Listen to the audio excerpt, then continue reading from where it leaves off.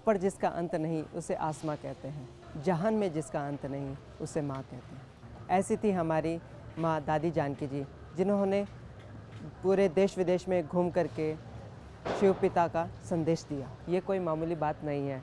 ना सिर्फ विदेश बल्कि देश में भी उन्होंने आध्यात्मिक दीप जलाए और लोगों को भाव विभोर कर दिया, परमात्मा का परिचय दिया। ये अनुभव हम सबके सामने लेकर के आ रही हैं गोवा की जोन इंचार्ज शोभा बहन। ओम शांति। आदरणीय जानकी दादी जी के प्रति बहुत बहुत दिल से श्रद्धा सुमन। हम तो ऐसे फील करते हैं कि दादी जी हमारे बीच में हमेशा थे, हैं और रहेंगे, क्योंकि हम सब देखते हैं कि दादी जी ने बचपन से लेकर के ही इतना कुछ दिया हुआ है जो आज दिन तक उन सभी स्मृतियाँ जो है वो जब भी करते हैं तो एक बहुत अंदर से उमंग उत्साह आ जाता। हमारा भी दादी जी के साथ मिलना या दादी जी को देखना कहो 1979 में हुआ, जो कि सबसे पहले फर्स्ट टाइम बाबा को मिलने के लिए मधुबन के अंदर आए थे। और उस समय दादी जी को देख करके ऐसे ही लगा कि सचमुच ही जैसे दुनिया के अंदर और शास्त्रों के अंदर गायन है अष्टावक्र का, जो एक बहुत छोटी सी मूर्ति लेकिन बहुत ज्ञानी, बहुत गहराई और बहुत ही दिल से जैसे दादी जी के अंदर ज्ञान की गहराई भरी हुई हो, सबको सुनाने का उमंग, तो वही दादी जी के द्वारा फील किया।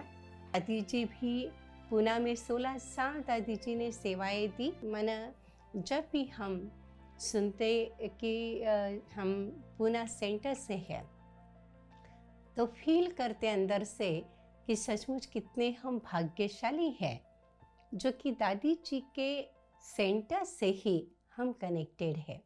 जो पूना मीरा सोसाइटी को दादी जी का ट्रेनिंग सेंटर कहा जाता है और वहाँ से ही हमारी पालना कहो, हमारा ज्ञान में आगे बढ़ना कहो, ये भी हुआ।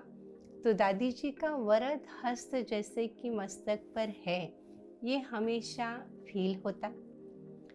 दादी जी के लिए मैं तो यही कहूँगी, जैसे हमारी बहन जी सुंदरी बहन जी हमेशा ही कहते थे कि जाओ मधुबन में आने के बाद दादी जी के पास जल्दी तैयार होकर के जाओ। उस समय पांडव भवन के अंदर दादी जी इंद्रप्रस्थ में रहते थे और हम लोगों को बहन जी बहुत जल्दी तैयार करके कहते थे कि जाओ दादी जी से दृष्टि लो, दादी जी मुरली के लिए जाए उसके पहले दादी जी के पास जा कर के दृष्टि ले लो। और कुछ 8-10 भाई बहनें जो है, कुछ विदेशी उस समय होते थे, दादी जी से दृष्टि हम लोग लेते थे। दादी जी बादाम खिलाती थी, 2 बादाम खिलाती थी, तो वो बादाम के आकर्षण से हो, दादी जी की दृष्टि के आकर्षण से हो, या बहुत अच्छे वाइब्रेशंस मिलते हैं उस आकर्षण से हो, लेकिन दादी जी के लिए बहुत ही आकर्षण जो है वो हमेशा रहा। दादी जी की वो 3 बातें जो है वो मुझे बहुत अट्रैक्ट करते थे, जैसे पढ़ाई, प्यार और पालना। ये दादी जी 3 शब्द जो है वो बोलती थी। ये ऐसे ही और भी सत्यता, मधुरता या दिव्यता, इस प्रकार से सच्चाई, सफाई या श्रीमत, ऐसे 3 शब्द दादी जी हमेशा ही बोलती थी और वो शब्द मुझे बहुत आकर्षित करते थे। और हम वो शब्द डायरी के साथ साथ जैसे दिल में भी छपा लेते थे। दादी जी गोवा में जब आए तो सबसे पहले गोवा के अंदर दादी जी 1994 में आए उस समय कोकण के अंदर सेवाएं नहीं थी और पूना से कोल्हापुर होते हुए दादी जी कनकौली में उद्घाटन करने के लिए आए। तो वहाँ के एक भाई जो गोवा सिंधुदुर्ग के लिए निमित्त बने, नामदेव भाई जी, उनकी बहुत दिल थी क्योंकि वो जानकी दादी जी के स्टूडेंट थे और उनकी दिल थी कि कोकण की भूमि जो है वो बहुत कलराटी है, वहाँ पर जल्दी फल नहीं निकलता, सेवाएं नहीं होती है, तो दादी जी के पाँव जो है उस धरनी को लगने चाहिए। और बहुत उन्होंने तपस्या की थी, कहेंगे तो भी चलेगा, कि दादी कोकण की भूमि पर दादी जी के कदम पड़े। और वैसे ही दादी जी वहाँ पर आए और जैसे ही आए तो उन्होंने दादी जी गाड़ी से उतरते ही ये चाहा कि दादी जी के मैं चप्पल निकाल दूं ताकि दादी जी के नंगे पैर जो है वो धरनी को चूमे। इतना धरनी के प्रति, दादी जी के प्रति और दादी जी के द्वारा होने वाले विशाल कार्य के प्रति उनको विश्वास था। और उस समय जो दादी जी ने उद्घाटन किया, उद्घाटन करने के बाद दादी जी छोटी छोटी बातें भी कितना अटेंशन दे करके करती थी। हमने देखा दादी जी ने दरवाजे का उद्घाटन किया जहाँ पर एक डाइम लगा हुआ था और कुछ फ्रूट्स थे। तो जैसे ही खोला, उद्घाटन किया, तो दादी जी के हाथ में बरोबर वो डाइम आ गया और डाइम के अंदर बहुत दाने होते हैं। तो दादी जी ने वो डाइम जो है वो वहाँ की निमित्त बहन भी थे, तो हमारे हाथ में दिया और कहा कि इसमें जितने दाने हैं इसको गिनती करो और इतनी आत्माओं को संदेश दो, इतनी आत्माओं को निकालो। तो तब से लेकर के हमने देखा कि ऐसी सेवा का दौर जो है वो चला, जो कि आज दिन तक बहुत अच्छी तरह से सेवा होती रहती है और वो भी एक संदेश मिला। साथ साथ दादी जी जब गोवा के अंदर आए तो गोवा में आने के बाद भी एक मकान का उद्घाटन रखा था। जैसे ही वो मकान बाहर वाले का था, गेस्ट हाउस था, और उन्होंने दादी जी के द्वारा ही उद्घाटन करने का लक्ष्य रखा और उद्घाटन किया। दादी जी ने पूरा वो देखा, दादी जी को स्ट्रक्चर बहुत अच्छा लगा। दादी जी ने कहा कि देखो शोभा, ये मकान खरीदी करो, इसको ही ले लो, क्योंकि यहाँ पर बहुत विदेशी आते हैं और विदेशियों को इस प्रकार के स्ट्रक्चर अच्छे लगते हैं। तो यहाँ पर विदेशी आते हैं तो विदेशियों की भी सेवा हो जाएगी और साथ साथ ये हाईवे पर है तो बहुत अच्छी तरह से सेवा होगी।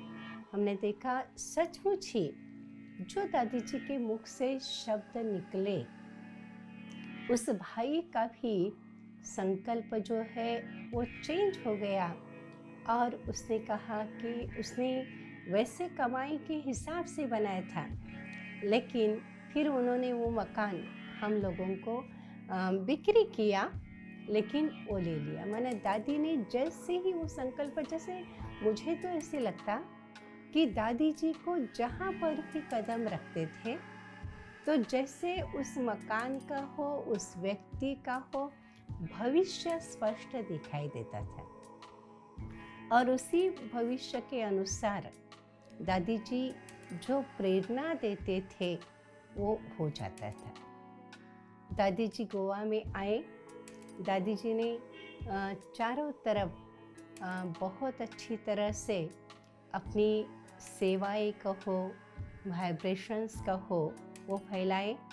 दादी जी जहाँ जहाँ पर क्लास करने के लिए जाते थे तो वहाँ पर गोवा के जो भाई बहनें हैं वो सभी के सभी नहीं आते थे। उनको ऐसे लगता था कि दादी जी हमारे पास है तो फिर हम यहाँ क्यों जाए। तो एक बारी दादी मुरली सुनाने के लिए पंजिम में आए थे और वहाँ मुरली सुना रहे थे दादी को। दादी ने देखा कि वहाँ जहाँ पर दादी रहते हैं वहाँ की भाई बहनें नहीं है। तो दादी जी का तुरंत अटेंशन गया और दादी जी ने कहा कि देखो, विदेश के अंदर 30, 40, 50 किलोमीटर से भी रोज आते हैं, क्लास मिस नहीं करते, मुरली मिस नहीं करते और आना चाहिए, क्योंकि इतनी बड़ी दादी आए हैं तो आना चाहिए। तो एक प्रकार से दादी ने शिक्षा भी दी, सावधानी भी दी और साथ साथ हमारा अटेंशन भी खिंचवाया कि हमारा किस प्रकार से ध्यान होना चाहिए। ऐसे हम भी हमेशा ही दादी जी को मिलने के लिए जाते थे। तो बहन जी मुझे कहते थे कि आप दादियों के पास जाती हो ना तो काजू लेकर के जाओ गोवा के, क्योंकि छिलके वाले काजू अच्छे लगते हैं। तो वो मैं कभी कभी जैसे जब भी आती थी लेकर के जाती थी। दादी गोवा नाम सुनते ही बहुत प्यार से, बहुत दिल से, जैसे कि दृष्टि भी देते थे, उमंग भी भरते थे।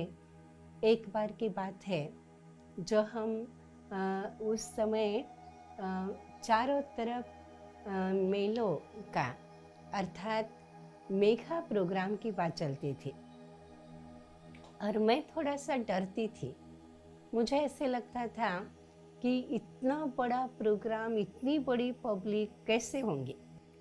तो दादी जी के पास गए तो दादी ने कहा कि शोभा, गोवा में मेघा प्रोग्राम करो। तो मैंने तो दादी जी की तरफ में देखती रही, क्योंकि क्या था, जो गोवा के अंदर पब्लिक बहुत कम आती थी और अलग अलग संस्थाओं के साथ हम कनेक्शन करके उनके लोगों को इकट्ठा करके प्रोग्राम करते थे। तो मैं अंदर से डरती थी कि यदि इतनी बड़ी हमारी दादी जी वो आए और पब्लिक न हो तो क्या होगा। दादी ने कहा कि नहीं करो, 1 लाख की सभा नहीं आएगी तो 50,000 तो आएंगे ना, लेकिन करो। फिर मैंने सुंदरी बहन जी से बात की और बहन जी ने कहा कि देखो, दादी कहती है तो करो। और हमने हिम्मत रख कर के प्रोग्राम किया। बहुत बड़ा, बहुत बढ़िया प्रोग्राम जो है वो रहा, जिसमें चीफ मिनिस्टर, वहाँ के फादर और वह बहुत बड़े बड़े जो भी लोग हैं वो आए। विदेश के भी थे, देश के भी थे। हमारे प्रशांत भाई जो यूके में रहते हैं, तो कैम्ब्रिज में, तो वो भी आए। जयंती दीदी जी भी थे उस समय। और प्रोग्राम जो हुआ, मुझे बहुत अंदर से डर लगता था कि लोग आएंगे क्या, लेकिन 5,000 लोग आ गए। जैसे दादी जी को तो लगा कि प्रोग्राम जो है वो गोवा के हिसाब से वो बहुत हो गए, लेकिन दादी जी को ऐसे लगा कि जैसे ये बेबी प्रोग्राम हो गया। और सचमुच ही बेबी प्रोग्राम ही कहेंगे, कहाँ 50,000, कहाँ 75,000 और कहाँ 1 लाख की सभा। और इतने कम तो ज़रूर है कि वो लगेगा, लेकिन दादी जी का जो अंदर से हमारे अंदर उमंग भर करके, तो वो बहुत अच्छी तरह से वो प्रेरणा मिली, जो मुझे एक पाठ पढ़ने के लिए मिला कि जो भी बड़े कहते हैं वो करना है, उसमें बहुत बड़ा कल्याण समाया हुआ होता है। दादी जी को हमने ये देखा कि दादी जी के दिल में जैसे बाबा बैठा हुआ था, और जैसे ही दादी जी के दिल में बाबा बैठा था, ऐसे हमने देखा कि एक एक विदेश के स्टूडेंट के दिल में भी बाबा बैठा हुआ। याद आता है एक परिवार गोवा का जो विदेश में रहता है, बहुत सारे रहते हैं, लेकिन एक था तो वो जब आए तो उन्होंने कहा कि मकान लिया गोवा में।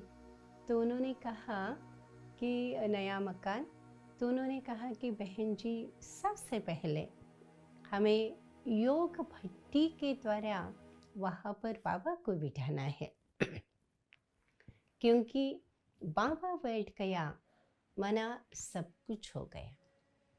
विदेश में रहते लेकिन फिर भी कोई भी धार्मिक कहो लौकिक कहो कुछ भी नहीं हुई दिया, लेकिन योग भट्टी, तपस्या, सारे ब्राह्मणों को इकट्ठा करना, प्यारे बाबा को सबसे पहले उस नए मकान के अंदर भोग लगाना और बाबा के लिए एक कमरा तैयार करके रखना, ये जैसे दादी के दिल में बाबा बैठा हुआ है, उसी प्रकार से मैंने ये फील किया कि विदेश के अंदर रहने वाले हर बाबा के बच्चे में जैसे कि बाबा बैठा हुआ है, दिल में बाबा है, बाबा के सिवाय और कुछ भी उनको याद नहीं आता। हर बात जो है वो बाबा को पूछ कर करनी, हर बात जो हर चाट जो है वो बाबा को दादी जी को देना, चाहे लौकिक अलौकिक हो। तो वो जैसे रग रग के अंदर बाबा भरा हुआ है, बाबा बैठा हुआ है। यह हमने देखा जिस प्रकार से एक समर्पित रूप से कैम्ब्रिज के अंदर प्रशांत भाई सेवाएं देते, उसी प्रकार से एक लंदन की माता हमारे पास रहती है एलेना, तो उनको भी हमने देखा कि वो भी जैसे ही आई तो वैसे ही उन्होंने भी जैसे बाबा का ऐसे पीस कॉटेज मकान तैयार किया जहाँ पर आर्ट गैलरी है, बाबा का कमरा है, और आज दिन तक लगभग 40 वर्ष से लेकर के ज्ञान में अच्छी तरह से चलती है, जो जानकी दादी जी की ही स्टूडेंट है।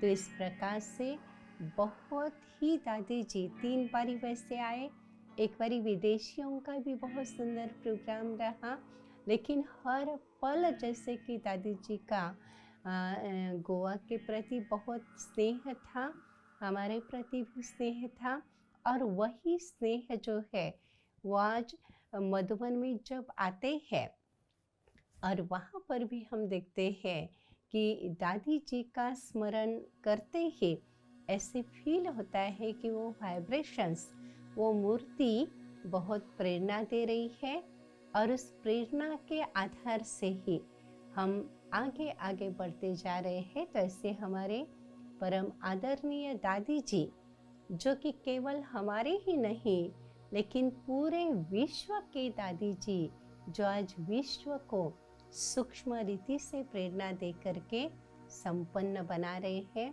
ऐसे दादी जी को शतशः प्रणाम, भावांजलि, श्रद्धांजलि।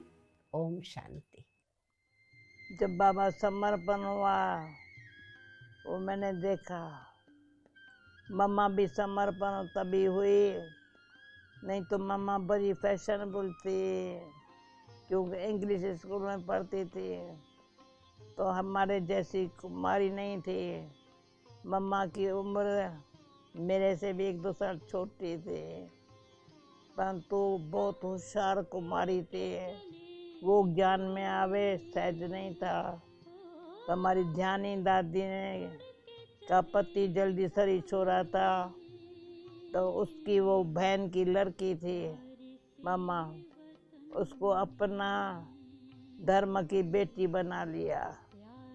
पर उसकी दिल थी मम्मा ज्ञान में आवे। मम्मा के ज्ञान में आने से कई कुमारियों को खींच, तो हम भी ब्रह्मा कुमारी बने। क्यों मम्मा जैसे खास कुमारी थी ना, पर मम्मा का तो जब मैं एक बारी मैं बांधेली थी, वो तो कोई कारण सुनाने की ज़रूरत नहीं है, बस बांधेली थी तो मैं कोशिश की रात को 11 बजे भी मैं जाकर बाबा को देखूं, और सुना था बाबा के पास कुछ को मजा आई है, रहती है। ध्यानी दादी को मैं पहले से जानती थी। जब गई तो मुझे कहा मम्मा से मिली। मैंने कहा मम्मा किसको कहते हैं? मम्मा ओम राधे, अच्छा वो मम्मा है। तो मम्मा को जब देखा इतनी चेंज, मैंने कहा तो मुझे लगा मेरे में इतनी चेंज। भले भक्ति बहुत की थी पर ज्ञान क्या है, वो बाबा के दृष्टि से ही ज्ञान आ जाता है। आज के ज़माने में चारों तरफ से गम, दुख, इन सभी ने घेर लिया है, तो लास्ट में एक ही उपाय बचता है, आध्यात्मिकता का। अगली कड़ी में हम नए अनुभवों के साथ मिलेंगे। जब तक मुझ पुलकित को इजाज़त दीजिए। नमस्कार।